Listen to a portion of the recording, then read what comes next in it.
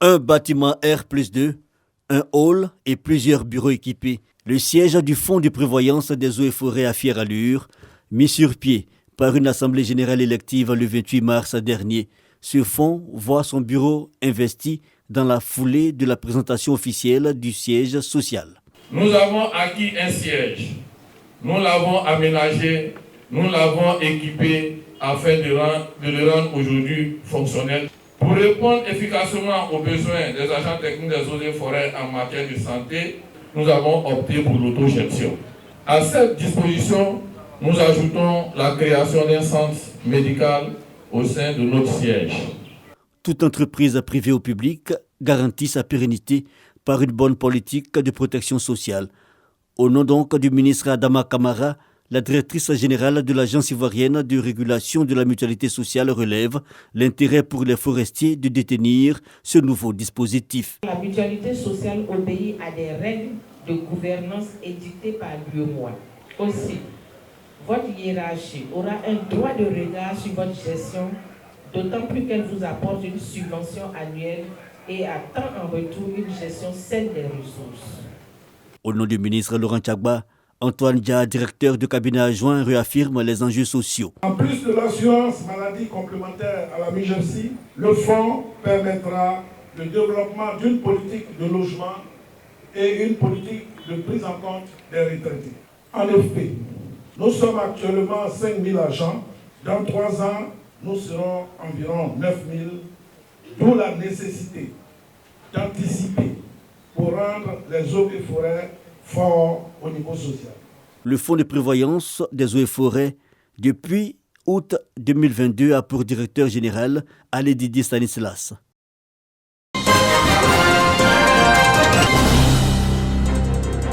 La rencontre de distinction et de partage d'expériences en hommage au président Félix Houphouët-Boigny et au ministre Jean-Michel Moulot. Ce projet vise à promouvoir la concertation et la synergie entre les ingénieurs civils de Côte d'Ivoire afin qu'une fois par an, les plus illustres édifient les autres membres de la famille, les plus jeunes honorent collectivement les moins jeunes. La disponibilité des anciens rassure les jeunes et renforce leur psychologie. Nous avons plusieurs organisations en Côte d'Ivoire et il se trouve que les ingénieurs ivoiriens qui sont nombreux ne sont pas bien organisés. Au niveau de l'UEMOA, on nous interpelle, nous en tant que Côte d'Ivoire, les pionniers dans beaucoup de domaines, on nous interpelle de nous organiser. Et il faut qu'on le fasse pour que nous aussi, on puisse avoir des parts de marché dans la sous-région. Je l'ai dit, vous voyez, les gens viennent chez nous, ils prennent les marchés, ils suivent les travaux et nous, quelquefois, on n'est même pas au courant. Cela n'est pas normal. Il faut que nous soyons organisés de telle sorte qu'on puisse contribuer comme on l'a fait auparavant pour le développement de la Côte d'Ivoire. Le partage sans barrière renforce notre sentiment d'appartenance à une même famille, parce que partout ailleurs dans le monde, qu'on soit en Asie, en Europe ou en Amérique, c'est ainsi que les dévanciers, les anciens et les plus expérimentés transmettent le savoir-être, le savoir-faire et les valeurs de génération en génération. Bouaké sera la capitale de la musique reggae durant 5 jours. La deuxième édition du Gbeke Reggae Festival a été officiellement lancée au cours d'une conférence. Conférence axée sur le thème du festival, luttons tous contre le travail et l'exploitation des enfants. L'exploitation des enfants, et ça nous touche directement, donc on est vraiment très content d'être associé à ce festival-là par rapport à cette sensibilisation. Le commissariat général dirigé par Abou Sanogo joint l'utile à l'agréable. Les membres du commissariat général du Gbeke Reggae Festival ont visité 2 orphelinats de la commune de Bouaké.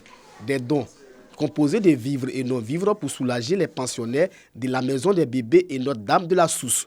Structure spécialisée dans la prise en charge des enfants vulnérables et abandonnés. On se dit qu'il ne fallait pas venir danser et puis repartir à Abidjan, retourner un peu dans nos différentes bases, mais il fallait d'abord poser des actions sociales vis-à-vis des couches défavorisées. Le geste que nous faisons est minime en fonction, donc au regard de leurs besoins. Mais il fallait quand même que nous faisions parler notre cœur. Tout en saluant ce geste de portée sociale du commissariat général du Gbeke Reggae Festival, les responsables des pouponniers visités appellent d'autres structures et personnes de bonne volonté à suivre l'exemple d'Abou Sanogo et ses amis. Tout ce qu'on peut dire, c'est de demander au bon Dieu de les bénir, de les combler de grâce et de permettre à ce que le festival puisse avoir un grand succès. L'appel est qu'ils se rappellent que nous sommes là et que ces enfants-là appartiennent à tout le monde. C'est notre affaire que nous nous unissons pour pouvoir les soutenir et les voir grandir pour un meilleur devenir. La deuxième édition du Gbeke Reggae Festival prendra fin le samedi 10 décembre prochain par des concerts. Concerts qui verront la participation de plusieurs artistes reggae locaux, nationaux et internationaux.